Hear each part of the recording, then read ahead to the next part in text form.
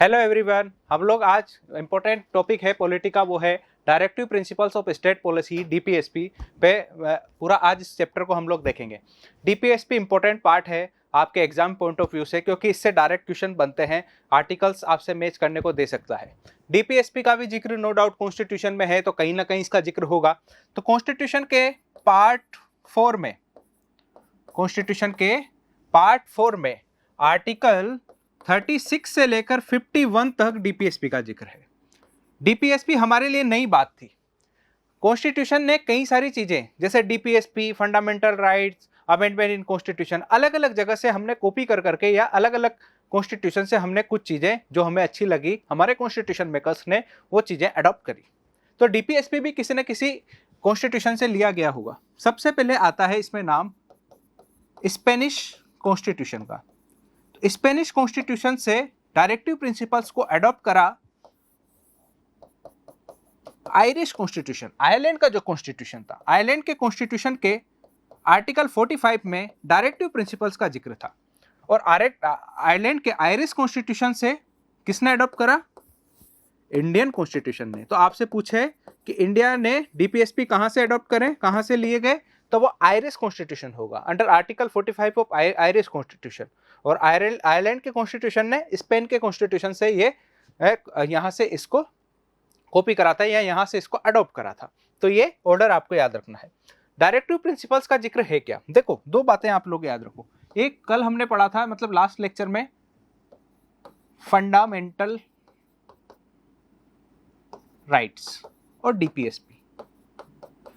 लोग, बच्चे जो है, इन दोनों को समझ लेते हैं, दोनों को पढ़ लेते हैं, लेकिन दोनों का मीनिंग नहीं पता, बेसिक डिफरेंस नहीं पता। जिस समय कॉन्स्टिट्यूशन मेकर्स कॉन्स्टिट्यूशन को बना रहे थे, उस समय हमारे कई सारे राइट्स हमको प्रोवाइड करने की बारी आई थी, क्योंकि डेमोक्रेसी में आपको कई सारे राइट्स मिलते हैं। कुछ राइट्स ऐसे थे जिनको तत्काल रूप से इम्प्लीमेंट नहीं करा जा सकता था, क्योंकि जब 1950 में जब देश आज़ाद हुआ था, तो देश की इकोनॉमिक स्थिति ऐसी नहीं थी कि उसको इम्प्लीमेंट कर दें। जैसे कोई कई जगह सोसाइटी भी इसलिए तैयार नहीं थी, जैसे यूनिफॉर्म सिविल कोड का मैटर हुआ, ये सब हुआ। Equal pay for equal work, उस समय हमारे पास इंडस्ट्रीज ही नहीं थी, काय का equal pay for equal work. तो उस समय हमारे कॉन्स्टिट्यूशन मेकर्स ने हमारे जो फंडामेंटल राइट्स था उनको दो पार्ट में डिवाइड करा। एक पार्ट 3 में जो कि फंडामेंटल राइट कहलाए, जो कि आपको तत्काल प्रभाव से आपको मिलने लगे।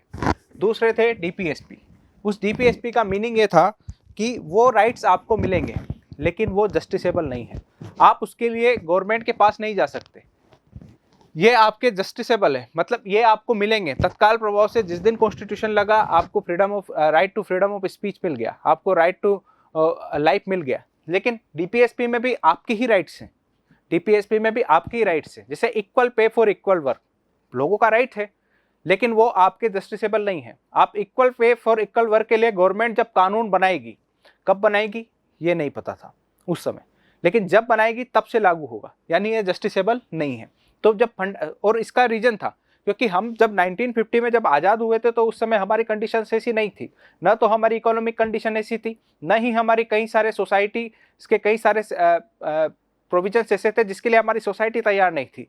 तो ऐसे प्रोविजंस को डीपीएसपी में डाला गया, जिसको पार्ट 4 में डाला गया। और कुछ आर्टिकल्स जो तत्काल प्रभाव, कुछ राइट्स जो तत्काल प्रभाव से मिले, वो पार्ट 3 में, जबकि डीपीएसपी को पार्ट 4 में डाला गया।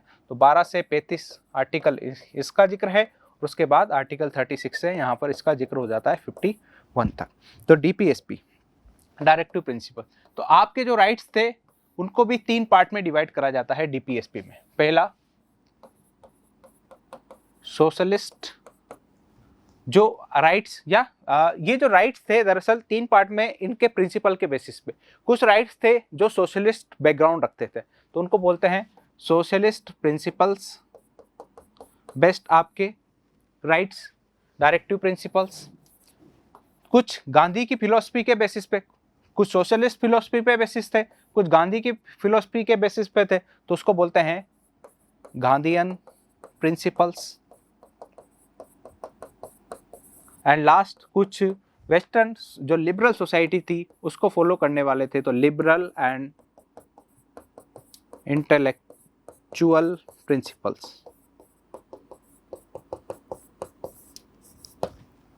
हम एक एक करके पढ़ेंगे। डीपीएसपी में कई सारे प्रोविजंस हैं, उनमें से कुछ प्रोविजंस सोशलिस्ट फिलोसफी पे बेसिस हैं, कुछ गांधीयन फिलोसफी पे बेसिस है, कुछ लिबरल एंड इंटेलेक्चुअल फिलोसफी पे बेसिस है। उनको हमने इस पार्ट में कैटेगराइज करा है। सबसे पहले बात करें आपके socialist principles of DPSP.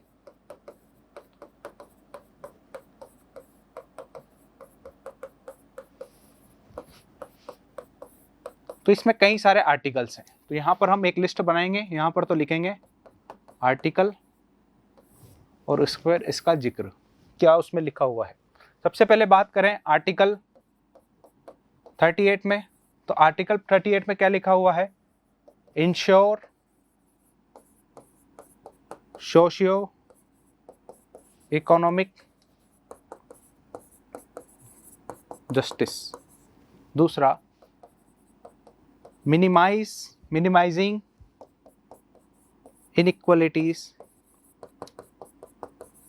In income. अब देखो, सोशलिस्ट प्रिंसिपल ये है जो इनकम में इनइक्वालिटीज को मिनिमाइज करने की बात करते हैं, स्टेटस में इनइक्वालिटीज को मिनिमाइज करने की बात करते हैं, फैसिलिटीज अपॉर्चुनिटीज इनमें इनइक्वालिटीज को मिनिमाइज करने की बात करते हैं। Equal way for equal work की बात भी आर्टिकल 39 में सोशलिस्ट प्रिंसिपल के अंडर ही आएगा, क्योंकि सोशलिस्ट प्रिंसिपल समाजवादी लोग ही equal pay for equal work की बात करते हैं।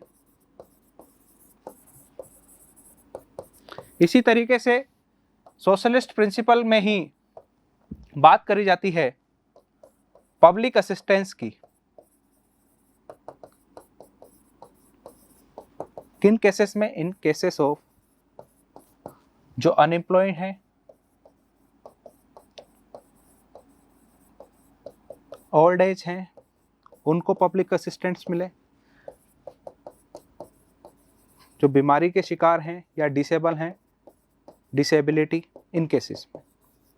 इसी तरीके से मैटरनिटी लीव आर्टिकल 42 में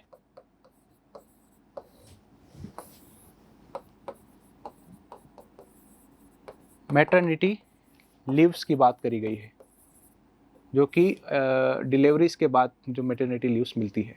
इसी तरीके से आर्टिकल 43A में पार्टिसिपेशन ऑफ वर्कर्स। अब देखो, प्योर सोशलिस्ट प्रिंसिपल है, वर्कर्स का इंडस्ट्रीज के मैनेजमेंट में पार्टिसिपेशन की बात केवल समाजवादी फिलोसफी वाले लोग ही कर सकते हैं। यही रीजन है कि हम इसको सोशलिस्ट प्रिंसिपल के अंडर कवर करते हैं। यहाँ पर देखिए आप लोग, सोशलिस्ट प्रिंसिपल में इसलिए कवर करा जा रहा है क्योंकि आप खुद देखिए इसका एक participation of workers in management of industries. इसी तरीके से आर्टिकल 47 में बात करी गई है प्रमोट न्यूट्रिशन लेवल बढ़ाने की बात, स्टैंडर्ड ऑफ लिविंग बढ़ाने की बात, एंड इम्प्रूव पब्लिक हेल्थ को इम्प्रूव करने की बात सोशलिस्ट लोग ही करेंगे, वरना जो लिबरल लोग होंगे वो तो बात क्या करेंगे? पब्लिक हेल्थ की जगह प्राइवेट हेल्थ इंडस्ट्रीज को प्रमोट करने की बात। कैपिटलिस्ट लोग, समाजवादी लोग ही इस तरीके की बातें कर सकते हैं। तो सोशलिस्ट प्रिंसिपल में आर्टिकल 38 सोशियो इकोनॉमिक जस्टिस, जबकि अपॉर्चुनिटीज, फैसिलिटीज, इनकम और स्टेटस में इनइक्वालिटीज को मिनिमाइज करने की बात करता है। Article 39 equal pay for equal work की, जबकि 41 public assistance in the cases of unemployment, old age, sickness और डिसेबिलिटी में मदद की बात करता है, जबकि 42 में मैटरनिटी लीव की बात, 43A में participation of workers in management of industries, pure socialist principle है ये। इसके अलावा न्यूट्रिशन और स्टैंडर्ड ऑफ लिविंग बढ़ाने और पब्लिक हेल्थ को इम्प्रूव करने की बात आर्टिकल 47 में करी गई है। ये आपके सोशलिस्ट प्रिंसिपल थे। इसी तरीके से गांधीयन प्रिंसिपल्स में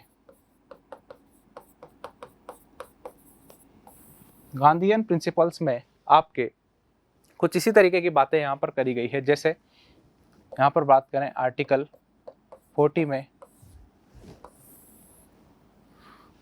promote village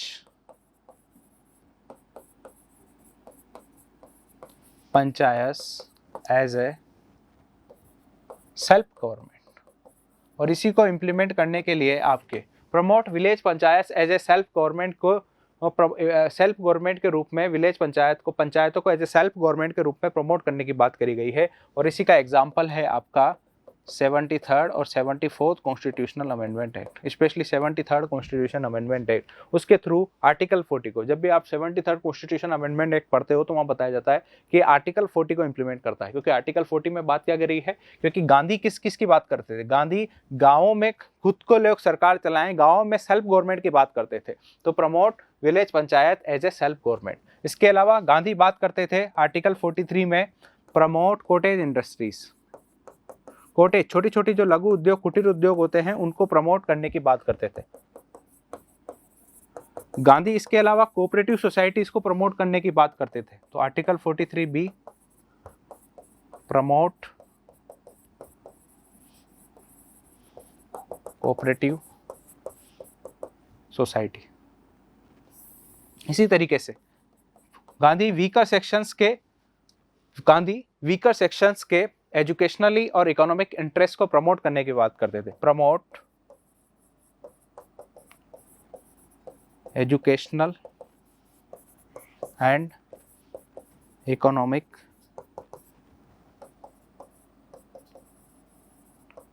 interest of weaker section.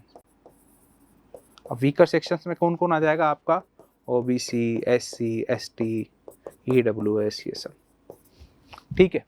इसी तरीके से गांधी ने बात करी आर्टिकल 47 में, आर्टिकल 47 में नेक्स्ट देख लेते हैं आप लोग। आर्टिकल 47 में गांधी ने बात करी आपके, जो गांधी हमेशा शराब के विरोधी थे और ड्रग्स के विरोधी थे, सिगरेट शराब इनको प्रमोट करने की बात वो कभी नहीं करते थे, तो उन्होंने नो डाउट क्या करा होगा, prohibit consumption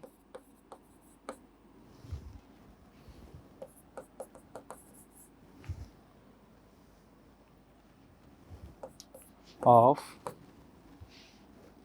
intoxicating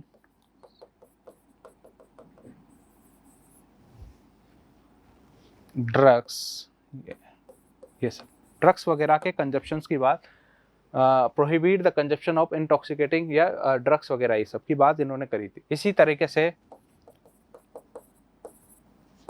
to stop, Gandhi हमेशा ऐसे पशुओं की हत्या के विरोध थे जो कि ब्रीड्स, जो कि दूध देने वाले हैं, तो टू स्टॉप स्लेटर्स, जैसे स्लेटर्स कौन कौन से, काउस हो गया, कैल्स हो गया, जितने भी दूध देने वाले हैं, तो ये गांधी के प्रिंसिपल्स थे। Promote village panchayat as a self government, promote cottage industries, cooperative societies को प्रमोट करना, वीकर सेक्शंस के एजुकेशनल इकोनॉमिक इंटरेस्ट को प्रमोट करना, इसी तरीके से शेल्टर्स को बंद करना, ड्रग्स के कंजप्शन को बंद करना। जबकि थर्ड है आपका लिबरल एंड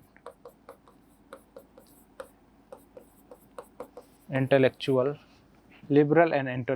प्रिंसिपल्स। इसमें है एक तो आपका आर्टिकल 44 जिसमें यूनिफॉर्म सिविल कोड की बात करी गई है, करंट अफेयर का इम्पोर्टेंट पार्ट रहता है ये।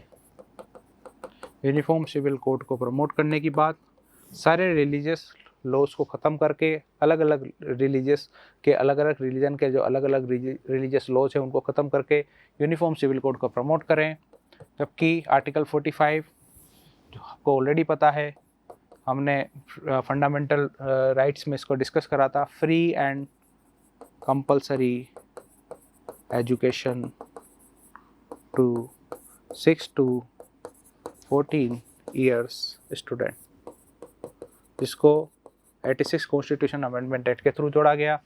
जबकि आर्टिकल 48 में बात करी गई है to organise agriculture and animal husbandry on scientific and modern lines. तो एग्रीकल्चर में मॉडर्न लाइंस या मॉडर्निटी को प्रमोट करना, एनिमल हस्बेंड्री पशुपालन में भी इसको भी आधुनिकता लाना। इसी तरीके से आर्टिकल 48A जिसमें बात करी गई है आपके प्रमोट से अच्छा है conserve and protect natural environment. अब नेचुरल एनवायरनमेंट में क्या क्या आ गया आपका, फॉरेस्ट, रिवर्स, इन सबको प्रोटेक्ट और कंजर्व करने की बात, लेक्स, ये सब। इसी तरीके से आर्टिकल 49 में प्रोटेक्ट करने की बात करी गई है, protect historic places and monument. जबकि 50 में सेपरेशन ऑफ पावर, यूपीएससी का सवाल है, यूपीएससी 2021 का सेपरेशन ऑफ पावर कहाँ पर लिखा हुआ है, तो आर्टिकल 50 में, जिसमें बात करी गई है सेपरेट जुडिशरी को किससे सेपरेट करने की बात, फ्रॉम सरकार, एग्जीक्यूटिव मतलब एग्जीक्यूटिव। जबकि आर्टिकल 51 में प्रमोट करने की बात करी गई है, promote international peace and security. तो liberal principles, uniform civil code, article 44, 45 में free and compulsory education to 6 to 14 year students. जबकि 48 में एग्रीकल्चर और एनिमल हस्बेंड्री सेक्टर में साइंटिफिक टेम्परामेंट या मॉडल लाइंस पे उसको डेवलप करने की बात करी गई है। जबकि हमारे जो नेचुरल एनवायरनमेंट को प्रोटेक्ट करने के बाद आर्टिकल 48A में। जबकि 49 में हमारे जो मोनूमेंट्स हैं, हिस्टोरिक प्लेसेस है, जैसे लाल किला, जंतर मंतर, लाल किला, आपका कुतुब मीनार, ऐसे जितने भी हिस्टोरिक इंपॉर्टेंस वाले प्लेसेस हैं या मोनूमेंट्स हैं उनको प्रोटेक्ट करना। सेपरेशन ऑफ पावर, जुडिशरी का एग्जीक्यूटिव से अलग करना, आर्टिकल 50 ऑलरेडी सवाल बन चुका है यूपीएससी में, तो आगे एसएससी वगैरह में ही बन सकता है। जबकि इंटरनेशनल पीस और सिक्योरिटी को प्रमोट करने की बात आर्टिकल 51 में करी गई है। तो 36 है 51, ये आपका डीपीएसपी का इंपॉर्टेंट आर्टिकल्स है। अब इसी पार्ट 4 में डीपीएसपी में एक और चीज़ आपके इसी पार्ट 4 में, भाई डीपीएसपी का जिक्र कहाँ है, डीपीएसपी का जिक्र है पार्ट 4 में, आर्टिकल 36 से 51 तक। अब इसी पार्ट 4 को एक्सटेंड करा गया 42 कॉन्स्टिट्यूशन अमेंडमेंट एक्ट के थ्रू, और इसमें एक पार्ट जोड़ा गया पार्ट 4A, और पार्ट 4A में आर्टिकल 51A जोड़ा गया, जिसको नाम दिया गया फंडामेंटल ड्यूटीज़। फंडामेंटल ड्यूटीज़ का मतलब है लोगों से भी तो कुछ उम्मीद करो। दरअसल आप समझिए, इमरजेंसी का जो पीरियड था, उस इमरजेंसी के पीरियड में गवर्नमेंट लोगों से काफ़ी ज़्यादा परेशान भी हुई थी, नो डाउट, दोनों एक दूसरे से परेशान थे। तो सरकार को ये लगा, इंदिरा गांधी की गवर्नमेंट थी, तो सरकार को ये लगा कि सारे राइट्स हम ही नहीं दें, हम भी पब्लिक से कुछ एक्सपेक्ट करते हैं कि पब्लिक हमारे लिए ये करे। भाई पब्लिक हमसे ये उम्मीद करती है फंडामेंटल राइट्स के बेसिस पे, डीपीएसपी के बेसिस पे, लेकिन हम भी तो पब्लिक से कुछ उम्मीद करते हैं। तो पब्लिक से जो उम्मीद है उसी को नाम दिया गया फंडामेंटल ड्यूटी। तो इमरजेंसी के दौरान क्या हमारे देश में फंडामेंटल ड्यूटीज जैसा कुछ कंसेप्ट होना चाहिए, इस बात को जांचने के लिए कमेटी बनाई गई थी, वो थी स्वर्ण सिंह कमेटी।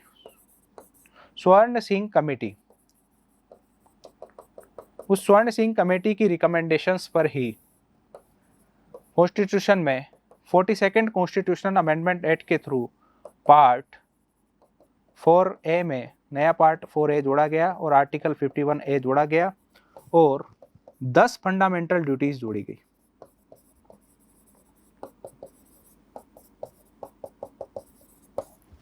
अब देखो, हर फंडामेंटल ड्यूटी की अपनी डेफिनेशन थी, लेकिन आपको उस तरीके की डेफिनेशन के हिसाब से याद नहीं रखना। जैसे बात करें फंडामेंटल ड्यूटीज की, तो बेसिक टर्म्स आपको याद रखनी है। जैसे नेशनल फ्लैग, पहली ड्यूटी में जिक्र है नेशनल फ्लैग और नेशनल एंथम का, तो इनका क्या चार तो डालोगे नहीं, तो इनका क्या करना होगा आपको, ऑब्वियसली बात है रेस्पेक्ट करना होगा, तो respect national flag and national anthem. इसी तरीके से noble ideals of national freedom struggle, तो हमारे जो नेशनल फ्रीडम स्ट्रगल के जो आइडियल्स हैं, नोबल आइडियल्स हैं, उनको क्या करोगे,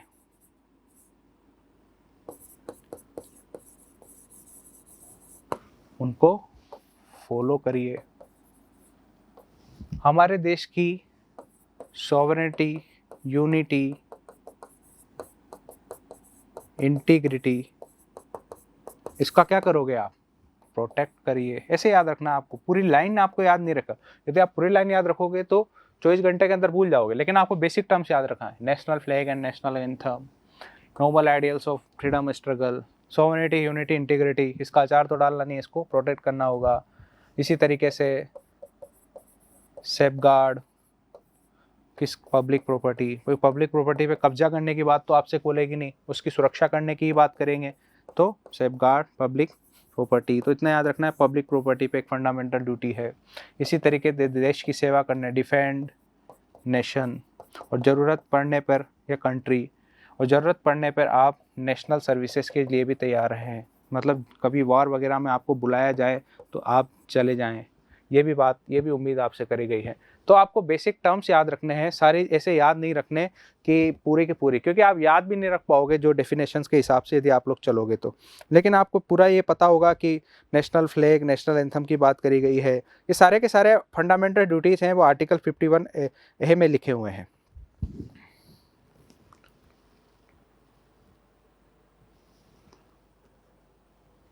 ठीक है, तो ये इसके अलावा अभी पूरी नहीं है, अभी तो और है।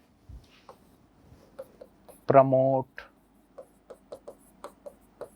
Harmony and spirit of common brotherhood,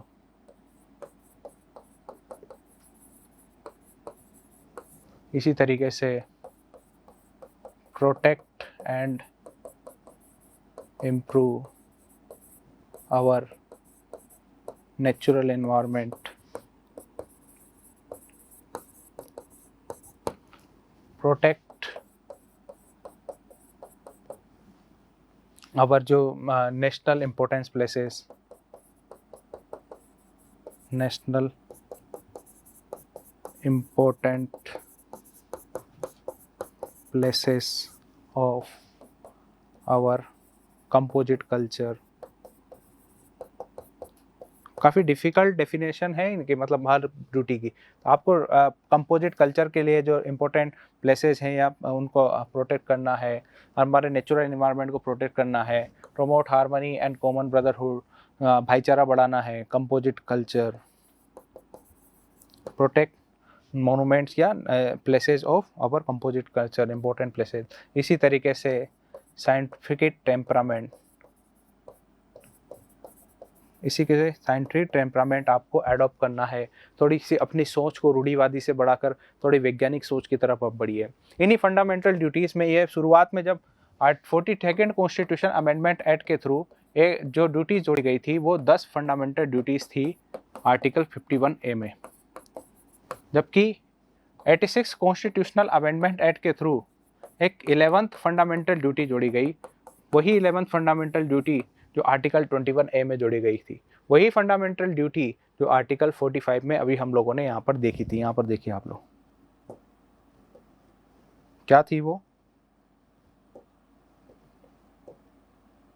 free and compulsory education to 6 to 14 years. अब ये तो सरकार प्रमोट करेगी 6 से 14 साल। फंडामेंटल ड्यूटी क्या थी, फंडामेंटल ड्यूटी थी कि हम लोगों से क्या उम्मीद कर सकते हैं, तो लोग, सरकार फंडामेंटल ड्यूटी में इसको जगह दी गई, लोग अपने 6 से 14 साल के बच्चों को फंडामेंटल ड्यूटी, वहां तो क्या थी, सरकार प्रमोट करेगी फ्री एंड कंपलसरी एजुकेशन, जबकि यहाँ पर लोगों से उम्मीद है, तो लोगों से उम्मीद की जाती है कि अपने 6 से 14 साल के बच्चों को एजुकेशन प्रोवाइड कराएंगे। ये फंडामेंटल ड्यूटी यहाँ पर जोड़ी गई। फिर 21A और 45 वहाँ तो सरकार से उम्मीद थी, यहाँ पर लोगों से है, क्योंकि यहाँ पर बात फंडामेंटल ड्यूटीज़ की है, तो यहाँ पर लोगों की ड्यूटी है कि वो जो फ्री एंड कंपलसरी एजुकेशन का जो सिस्टम पर गवर्नमेंट लाएगी उससे अपने बच्चों को जोड़ेंगे। तो 86 कॉन्स्टिट्यूशनल अमेंडमेंट एक्ट के थ्रू 11वीं फंडामेंटल ड्यूटी जोड़ी गई, जिसमें एजुकेशन 6 से 14 साल के बच्चों को एजुकेशन की बात करी गई थी। तो इस तरह आज के फंडामेंटल ड्यूटी का स्टेटस देखें तो अभी टोटल 11 फंडामेंटल ड्यूटीज़ हैं, वो भी आर्टिकल 51A में, जिसको आर्टिकल 51A या पार्ट 4A में। अब इसमें कुछ ड्यूटीज़ और जोड़नी चाहिए, जैसे लोगों को टैक्स चोरी नहीं करनी चाहिए, वो भी उनका है ड्यूटी बनती है। ऐसे कई सारे ड्यूटीज़ अभी और चेंज करने चाहिए। कई बार आपसे पूछे इंटरव्यू वगैरह में तो आप बोल दीजिएगा कि ये सब ड्यूटीज़ भी इसमें ऐड करनी चाहिए, जैसे टैक्स चोरी ना करें, और भी कई सारे ड्यूटीज़ जो कि लोगों के बीच में मतलब सफाई रखें, कचरा ना फैलाएं, सैनिटेशन पे ध्यान दें, लोगों की जिम्मेदारी है। जो ऐसी ड्यूटीज़ जो लोगों के एनरोलमेंट के बिना पॉसिबल नहीं है, गवर्नमेंट उसमें कुछ भी कर ले, जैसे आपका सैनिटेशन हो गया, टैक्स पेमेंट हो गया। यदि पब्लिक नहीं चाहती देना तो क्या कर लेगी सरकार? ज़बरदस्ती कितने लोगों से छीन लेगी सरकार? क्या कर लेगी यदि लोगों की इंटेंशन ही नहीं है सफाई की? तो ऐसी कई ड्यूटीज़ भी इसमें जोड़ी जानी चाहिए। लेकिन आज के टाइम में स्टेटस की बात करें तो आज इतनी ही ड्यूटीज़ हैं, 11 फंडामेंटल ड्यूटीज़ हैं। तो हमारा हमने यहाँ पर आर्टिकल 36 से 51 में पढ़ा। आज मेनली हमने पार्ट 4 के बारे में पढ़ा।